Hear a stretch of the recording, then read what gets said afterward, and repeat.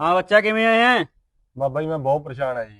ਉਹ ਐਡਾ ਕਿੱਡਾ ਕੁ ਪਰੇਸ਼ਾਨ ਹੈ, ਕੀ ਪਰੇਸ਼ਾਨੀਆਂ ਦੱਸ ਕਰਾਂ। ਅਸੀਂ ਬਾਬਾ ਜੀ ਛੱਬਲ ਲਿਆਉਣੇ ਸੱਬਲਾਂ ਗਮਾਜ ਜਾਂਦੇ ਆ, ਲਿਆਉਣੇ ਗਮਾਜ ਜਾਂਦੇ ਆ, ਹੁਣ ਕਰੀਏ ਹੱਲ ਦੱਸੋ ਜੀ। ਜੇ ਸੱਬਲਾਂ ਤੇਰੀਆਂ ਭਾਲ ਕੇ ਦੇ ਦਈਏ ਫਿਰ? ਭਾਲ ਦੋ ਬਾਬਾ ਜੀ, ਹੋਰ ਤਾਂ ਕੀ ਆ। ਪਰ ਰੁਪਿਆ 1000 ਲੱਗੂ। ਪਾਠ ਪੂਜਾ ਕਰਨੀ ਪਊ ਸਾਨੂੰ 1000 ਰੁਪਏ ਨਾਲ। ਕੋਈ ਗੱਲ ਨਹੀਂ, 1000 ਦੇ ਦਾਂਗੇ ਜੀ।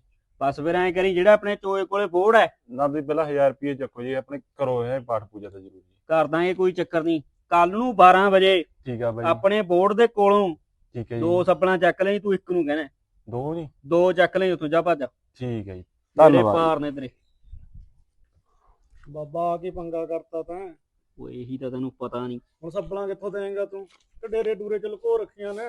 ਆ ਦੇ 500 ਰੁਪਏ, ਹਾਂਜੀ 250 ਦੀਆਂ 2 ਆਉਣਗੀਆਂ। ਠੀਕ ਆ, ਠੀਕ ਹੈ, ਆ ਫੜ ਲਿਆਓ। ਇਹਦੀਆਂ ਸੱਬਲਾਂ ਲਿਆਈ। ਠੀਕ ਆ ਬਾਬਾ। 500 ਜਿਹੜਾ ਆ ਰਹਿ ਗਿਆ, ਹਾਂ ਇਹਦੀ ਬੋਤਲ ਲਿਆਈ 250 ਵਾਲੀ। ਠੀਕ ਆ, 250 ਦਾ ਮੀਟ ਪਵਾ ਲਈ ਇੱਕ ਕਾਣੀ ਤੋਂ ਜਾ ਕੇ। ਆ ਤਾਂ ਗੱਲ ਹੀ ਬਣ ਗਈ ਜਾ ਬਾਬਾ ਭੱਜ। ਮੇਰਾ। ਨਜ਼ਾਰੇ ਲਵਾਂਗੇ।